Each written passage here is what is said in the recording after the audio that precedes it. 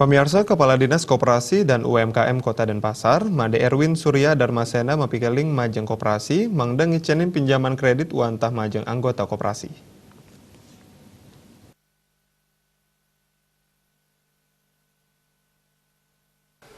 Kepala Dinas Koperasi dan UMKM Kota Denpasar Made Erwin Surya Darmasena nuwekang, kejantenang akeh koperasi ring dure Kota Denpasar ngarepin indik pikobat kredit. Pikobat punika mawinan koperasi nenten uning indik ngelola koperasi. Koperasi mangda wantah ngicenin pinjaman kredit majeng anggota koperasi.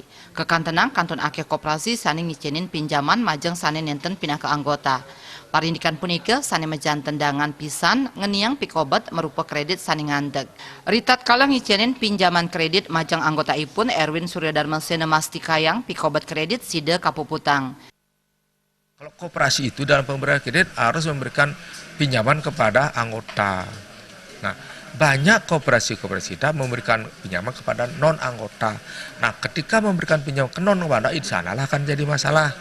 Kalau memberikan pinjaman pada anggota, pasti akan bisa ditangani masalahnya. Oleh itu, sekali lagi, jadi saya ingatkan pada memberikan kredit koperasi adalah harus kepada anggota.